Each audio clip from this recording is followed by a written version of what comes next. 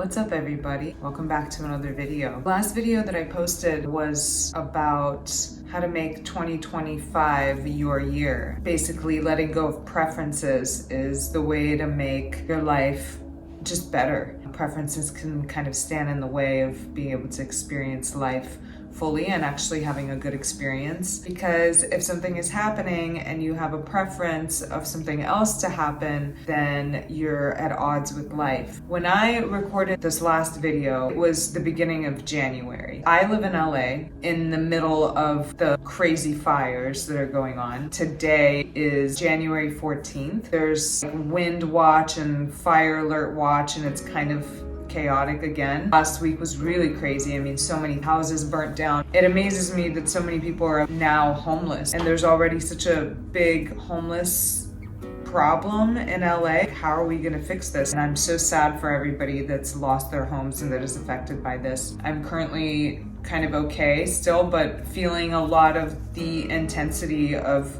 what might happen today and tomorrow. I posted the last video because I worked on it and I think there's some really good tidbits in there, but it almost felt inappropriate. As these fires started to happen last week, I was kind of editing that video and I was like, I can't post this while this is going on. I feel like I don't really want to post anything that doesn't have to do with what's going on, or just don't say anything at all. But there's also this kind of calling to create. I don't want to just focus all of my attention on what's going on. So I thought I would just take a little moment where I address the situation in LA, because I think it's important. I don't know how many of my viewers are from LA. Drop a comment down below if you are. We're in this together and it's a really tough time. It's really intense, and if you've been affected, my heart goes out to you. I wanted to use it as an opportunity also, because I do have like a topic in mind, which is dealing with these types of challenging situations. We do inevitably go through these types of trying times. Whether you're in this situation right now or not, you're going to go through really challenging times. It's very important to be aware of that constantly. We kind of go to sleep to the possibility of things being really challenging. This video is really all about how to deal with those challenges in a graceful way that doesn't make the situation worse.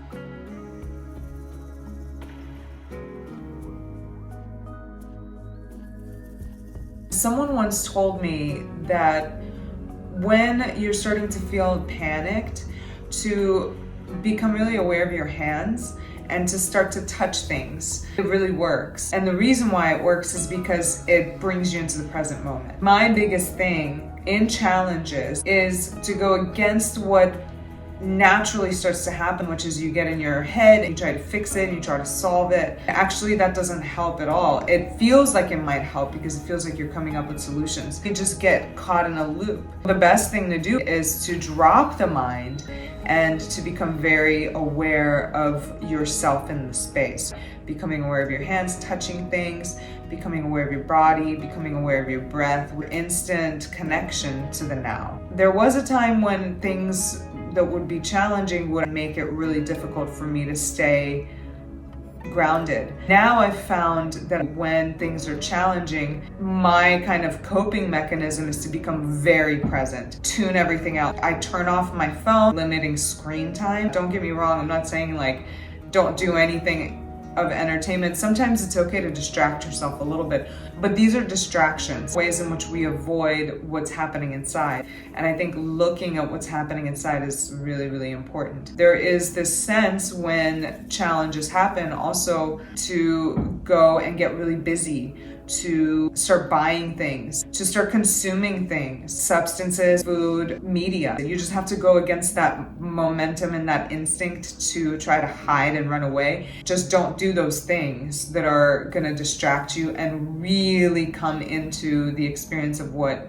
is happening. The emotions may be very intense, but you gotta sit with them. On the other side of that, it breaks free and you feel euphoric, but you have to stick it out, sit with the discomfort, which can become very intense for a little while.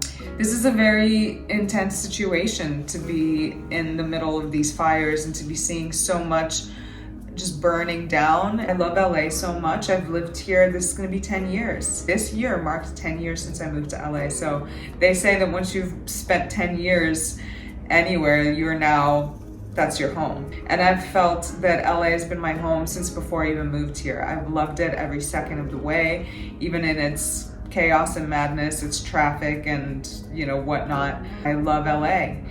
My heart breaks for her. She is like an entity to me. She's hurting right now. She's burning. When things are going just normal, we can go to sleep. So sometimes things need to happen in order to wake us up. I'm not in any way saying that this is a good thing that's happening. It's terrible. It's terrible. But I do think that when things like this happen, it's an opportunity for us to wake up. It's an opportunity for us to become aware of how impermanent life is and to just stop for a moment, to reflect, to check on each other. There's a lot of connection that I start to see happening anytime that things are kind of challenging. People really come to each other's aid. That's beautiful. We shouldn't have tragedy happen in order for that to happen. It seems as though that's kind of the way it is. Until it's not, it is. The good moments wouldn't be good moments if it wasn't for the hard, challenging moments. We gotta take all of it. All of it is beautiful in its own way. This is what it means to be human. Being human is not easy. Being in these bodies is not easy. It is vulnerable. We can't be hedonistic about things and just expect things to always be good, because